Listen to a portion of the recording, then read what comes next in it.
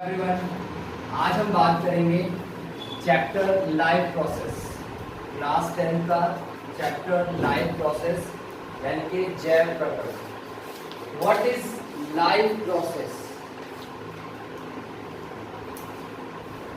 सबसे पहले question put up होता है कि भाई लाइफ प्रोसेस यानी कि जैव प्रक्रम किसे कहते हैं? तो it means N organisms do different activities to sustain and maintain itself in the environment. वह सारी गतिविधियां जिसके द्वारा कोई भी जीव अपने आप को इस प्रकृति में बनाए रखने के लिए करता है, वो हमारा जैव प्रक्रम का एक्टिविटीज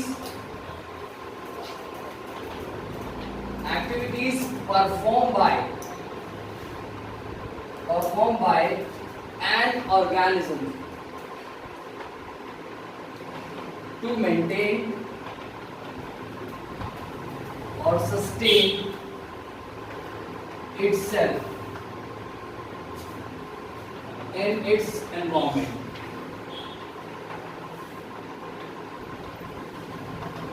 Simply भाई वो सारी एक्टिविटीज, वो सारी गतिविधियां जिसके द्वारा वो अपने आप को इस प्रकृति में, इस नेचर में मेंटेन रखता है, अपनी उपस्थिति बनाए रखता है, वो लाइफ प्रोसेस कहलाता है। लाइफ प्रोसेस में बहुत सारी चीजें आती हैं।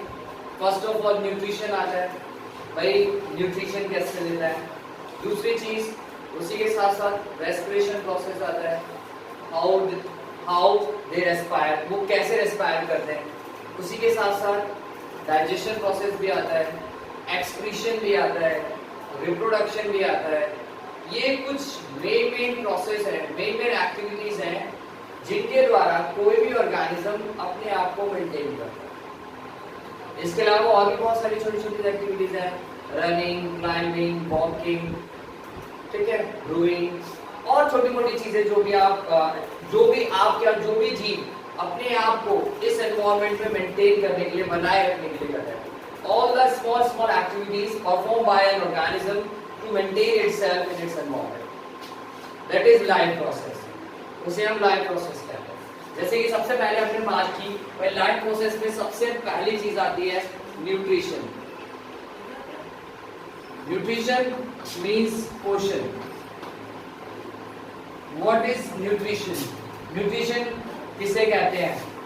सबसे पहले न्यूट्रिशन की अगर हम बात करें तो जैसे कि हम बात कर रहे थे nutrition, what is nutrition? Nutrition किसे कहते हैं? The food which intake by an organism to do different activity as well as their growth and development. पर न्यूट्रिशन क्या है?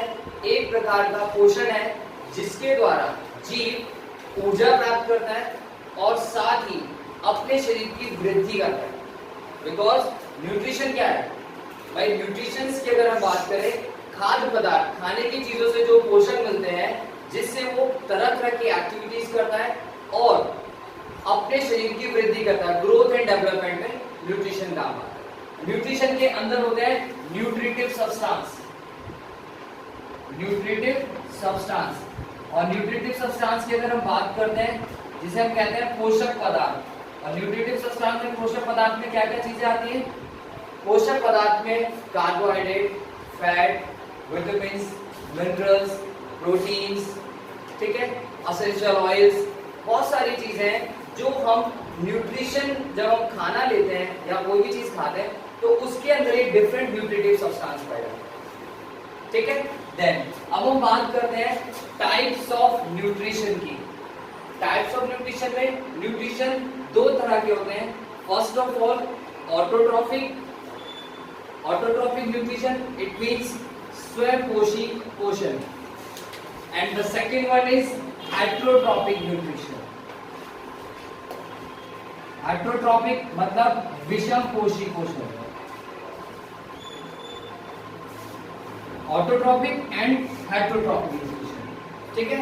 और हेटेरोट्रॉपिक के अंदर भी फर्दर तीन तरह के न्यूट्रिशन होते हैं, यानी कि हेटेरोट्रॉपिक फर्दर तीन में डिवाइड होता है। First of all parasitic, then second अगर हम बात करते हैं तो सिम्बायोटिक, एंड तीसरा अगर हम बात करते हैं तो symbiotic and then holozoic. Symbiotic को या आप सैप्रोफिटिक भी कह सकते हो।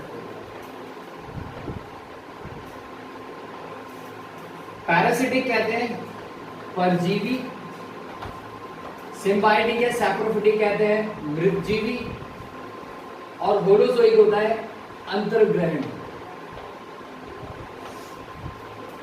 ये हेटरोट्रॉपिक्स में टाइप्स होते हैं और सिंपल ऑटोट्रॉपिक अकेला होता है। अब सबसे पहले हम बात करते हैं ऑटोट्रॉपिक न्यूट्रिशन की। ऑटोट्रॉपिक न्यूट्रिशन में अगर हम कहें भाई ऑटोट्रॉपिक न्यूट्रिशन में कौन आते हैं, तो ऑटोट्रॉपिक न्यूट्रिशन में only plants, some algae and some bacteria.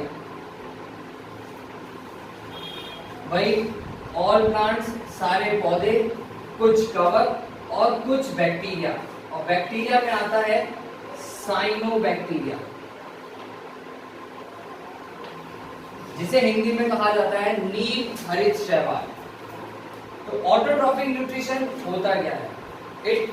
इस न्यूट्रिशन की अगर हम बात करते हैं, the organism prepare their food itself. भाई वह पोषण जिसमें कोई भी जीव अपना पोषण खुद तैयार करता है, उसे हम ऑटोट्रॉपिक न्यूट्रिशन कहते हैं, स्वयं पोषी पोषण। और उन जीवों को, उन ऑर्गेनिजम्स को कहा जाता है ऑटोट्रॉप्स। उन जीवों को कहा जाता है ऑटोट्रॉप, यानी कि स्वयं पोषी जीव। स्वयं पोषण बनाने वाले क्या कहलाते हैं? स्वयं पोषी जीव कहलाते हैं। और उसमें जैसे मैंने आपको बताया कि वे सभी प्लांट्स, एल्गी, कुछ बैक्टीरिया, और उस बैक्टीरिया का एग्जांपल साइनोबैक्टीरिया, हिंदी में कहा जाता है इसको नील हरित शैवाल। ये सब ऑटोट्रॉपिक में आते हैं। और ऑटोट्रॉपिक में क्या होता है? भाई ऑटोट्रॉपिक में एक प्रोसेस होता है जिसे हम कहते हैं photosynthesis. Now we talk about in autotrophic nutrition photosynthesis. अब हम बात करेंगे ऑटोट्रॉपिक न्यूट्रिशन के अंदर कि भाई ऑटोट्रॉपिक न्यूट्रिशन कैसे होता है। तो ऑटोट्रॉपिक न्यूट्रिशन के लिए एक प्रोसेस होता है स्वयं पोषी पोषण के लिए, जिसे हम कहते हैं photosynthesis. Photosynthesis perform by plants, जिसे कहा जाता है प्रकाश संश्लेषण। इस प्रोसेस के द्वारा प्लांट्स अपना पोषण तैयार करते हैं, अपना खाना तैयार करते हैं, जिसमें क्या होता है कि भाई 6 CO2 plus 12 H2O in the presence of sunlight, सूर्य के प्रकाश की उपस्थिति में, प्लस पत्तियों में पाया जाने वाला क्लोरोफिल, पत्तियों में पाया जाने वाला क्लोरोफिल, और सूर्य के प्रकाश की उपस्थिति में जो प्लांट्स एटमॉस्फेयर से कार्बन डाइऑक्साइड लेते हैं, प्लस वाटर जो वो रूट्स के द्वारा मिट्टी से एब्जॉर्ब करते हैं, सॉइल से एब्जॉर्ब करते हैं, उन दोनों को मिलाकर वो तैयार करते हैं C6H12O6 plus 6O2 plus energy या ऊर्जा या ऊष्मा, कुछ भी कह सकते हो आप। ये चीज प्लांट ग्लूकोज की फॉर्म में तैयार करते हैं, और ये ग्लूकोज बाद में कन्वर्ट हो जाता है स्टार्च में, जिसे प्लांट अपने अंदर फूड के रूप में स्टोर करता है। तो ये जो प्रोसेस होता है इसे हम कहते हैं प्रकाश संश्लेषण, photosynthesis, which is perform by plants in their leaf. ये पूरा प्रोसेस पत्तियों के अंदर होता है, और पत्तियों के अंदर जो क्लोरोफिल पाया जाता है सूरज के प्रकाश की उपस्थिति में, यानी कि सनलाइट की प्रेजेंस में, ये पूरी एक्टिविटीज परफॉर्म होती है, जिसे हम फोटोसिंथेसिस कहते हैं। अब इस फोटोसिंथेसिस में लीफ सरफेस के अंदर एक और इंपॉर्टेंट चीज पाई जाती है, जिसे हम कहते हैं stomata,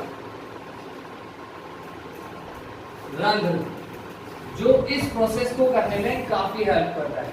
because when a photosynthesis takes place, the different type of gases exchange takes place by stomata और transpiration also perform by stomata, वास्पोसर्जन जिसे कहा जाता है।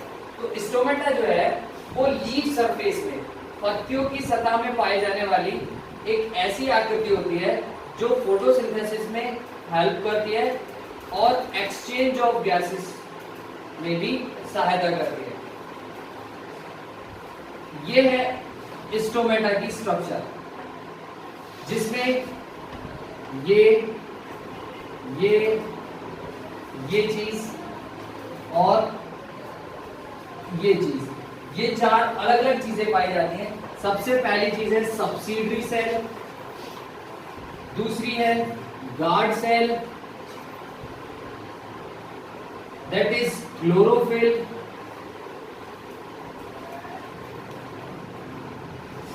And this stomatal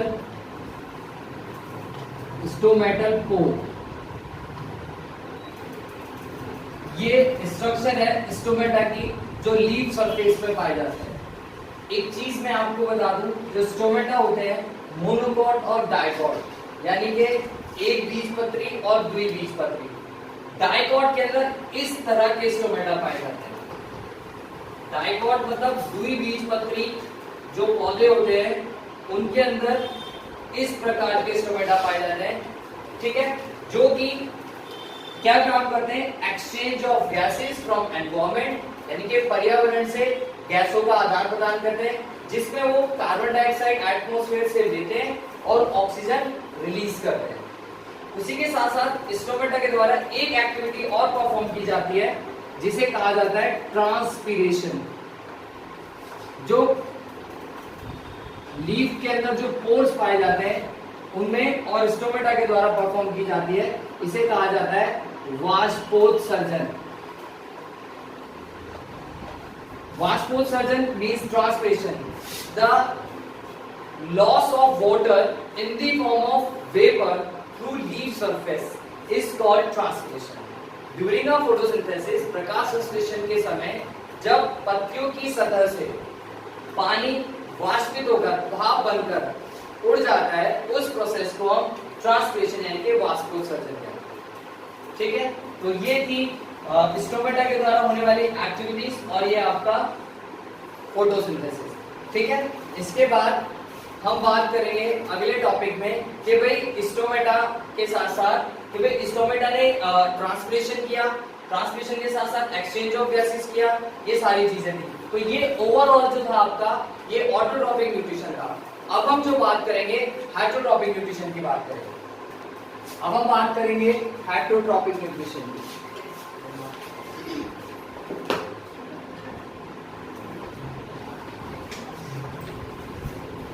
heterotrophic nutrition जिसे हम बात करेंगे विषमपोषी पोषण।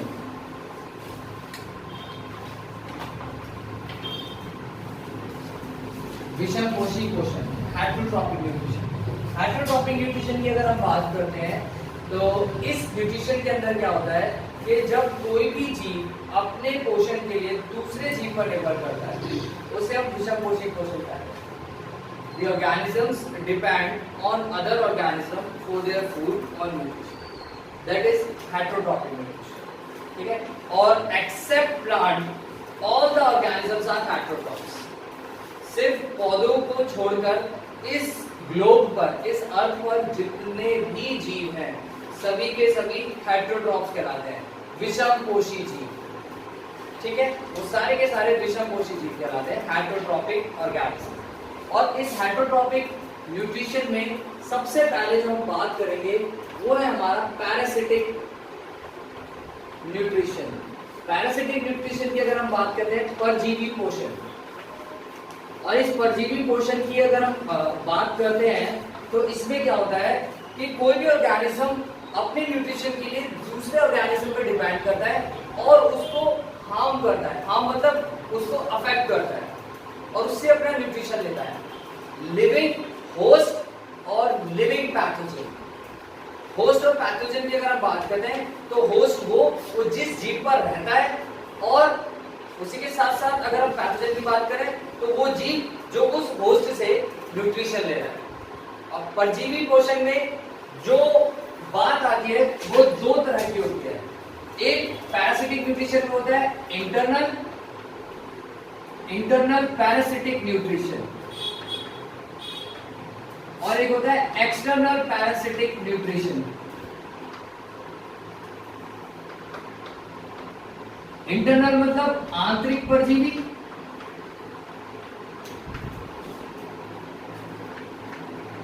और अगर हम बात करते हैं एक्सटर्नल मतलब बाहरी परजीवी। इंटरनल पैरासिटिक की अगर हम बात करें, the organism which intake nutrition and survive inside the body of the host, यानी कि किसी भी होस्ट के शरीर के अंदर रहकर उससे न्यूट्रिशन लेते हैं। जस्ट एग्जांपल इंटरनल में अगर हम बात करें, हमारे या एनिमल्स के इंटेस्टाइन में पाए जाने वाले छोटे छोटे वॉर्म्स यानी कि कीड़े, जैसे कि राउंड वॉर्म, गोल कृमि, टेप वॉर्म, फीता कृमि, ये सारे हमारे इंटेस्टिनल रीजन में, स्टमक में पाए जाते हैं, जो हमारा जो है न्यूट्रिशन लेते हैं और हमें अफेक्ट करते हैं। एनिमल्स और ह्यूमन दोनों के अंदर होते हैं इंटरनल। इंटरनल में जैसे मैंने एग्जांपल आपकी बात की, tape warm and the second one is round warm, फीता कृमि, गोल कृमि, ये होते हैं इंटरनल इनसाइड द बॉडी। अब हम बात करते हैं एक्सटर्नल पैरासाइट। एक्सटर्नल पैरासाइट जो इनसाइड द बॉडी होते हैं, ओ सॉरी, एक्सटर्नल मतलब आउटसाइड द बॉडी होते हैं। एक्सटर्नल में भाई होस्ट के ऊपर रहकर सर्वाइव करते हैं, उसके बॉडी सरफेस पर, और उससे न्यूट्रिशन लेते हैं। Just example cow, buffalo, dogs, इनके ऊपर पाए जाने वाले टिक्स एंड माइट्स, छोटी छोटी जुएं, आपने देखा होगा डॉग्स वगैरह के ऊपर लगी होती हैं और बफलो, काउ वगैरह पर होती हैं, वो एक्सटर्नल पैरासाइट्स में आती है। और ह्यूमन के अंदर एक्सटर्नल पैरासाइट्स में अगर हम बात करते हैं तो ह्यूमन में होती है लाइस, मानव जू, जो सर में पाई जाती है, ह्यूमन लाइस कहा जाता है। उसके अलावा पैरासिटिक फॉर्म में हम बात करते हैं तो लीच भी आता है, लीच जिसे जॉन्क कहते हैं। तो ये सारे के सारे एक्सटर्नल पैरासाइट हैं जो शरीर के ऊपरी सतह पर यानी कि बाहरी सतह पर रहकर उससे पोषण प्राप्त करते हैं। आप कह सकते हो भाई ह्यूमन, लाइस और leech, and then ticks, mites, ticks and mites in animal. Animal में डॉग, काउ, बफलो, इन सब के अंदर, ठीक है। देन दूसरा है आपका सैप्रोफिटिक या सिम्बायोटिक। सैप्रोफिटिक को हम कहते हैं मृतजीवी, और आप इनको डिकम्पोजर्स भी कह सकते हो, because these type of organism survive on the dead and decaying organic matter। इस तरह के जीव सड़ी गली चीजों पर और अपशिष्ट पदार्थों से अपना पोषण प्राप्त करते हैं, और दैट्स लाइक डिकम्पोजर्स, यानी कि अपघटक भी कहा जाता है, क्योंकि वो क्या काम करते हैं, एटमॉस्फेयर में जितना भी वेस्ट है उसको धीरे धीरे डिकम्पोज करके खा जाते हैं। दैट इज सैप्रोफिटिक, मृत जीव, जिसमें ऑलमोस्ट सारे बैक्टीरिया, वायरस, ये सारी चीजें आते हैं जो डेड और डिकेइंग ऑर्गेनिक मैटर पर सर्वाइव करते हैं, वो कहलाते हैं आपके मृत जीवी और सैप्रोफिटिक। ठीक है, देखा ना आपने एटमॉस्फेयर में बहुत सारी चीजें पड़ी होती हैं, भाई सड़ी गली चीजें, या हमारे घर का ही वेस्ट होता है, धीरे धीरे क्या होता है वो डिकम्पोज हो जाता है, वो सैप्रोफिटिक फॉर्म में आता है। और next in the last one जो है वो है आपका होलोजोइक न्यूट्रिशन। होलोजोइक न्यूट्रिशन की अगर हम बात करते हैं तो इसे कहते हैं अंतर्ग्रहण, जिसमें कोई भी जीव अपने पोषण को डायरेक्टली एंगल्फ करता है, यानी कि सटक लेता है। और होलोजोइक न्यूट्रिशन जो है वो ह्यूमन एंड अमीबा, इनमें देखा जाता है। होलोजोइक न्यूट्रिशन डिफरेंट स्टेप्स में होता है, जिसके बारे में हम अभी आगे डिस्कस करेंगे। इसमें क्या होता है कि डायरेक्टली कोई भी जीव अपने न्यूट्रिशन को एंगल्फ कर लेता है, सटक लेता है, उसे हम होलोजोइक न्यूट्रिशन कहते हैं, जो अमीबा और ह्यूमन के अंदर देखा जाता है। तो होलोजोइक न्यूट्रिशन हम अमीबा में पढ़ते हैं, भाई अमीबा के अंदर न्यूट्रिशन किस तरीके से होता है। अब हम बात करेंगे न्यूट्रिशन इन अमीबा।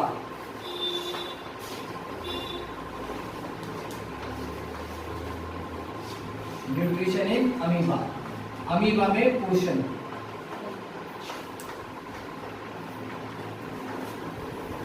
अमीबा में जो पोषण होता है वो बेसिकली होलोजोइक होता है।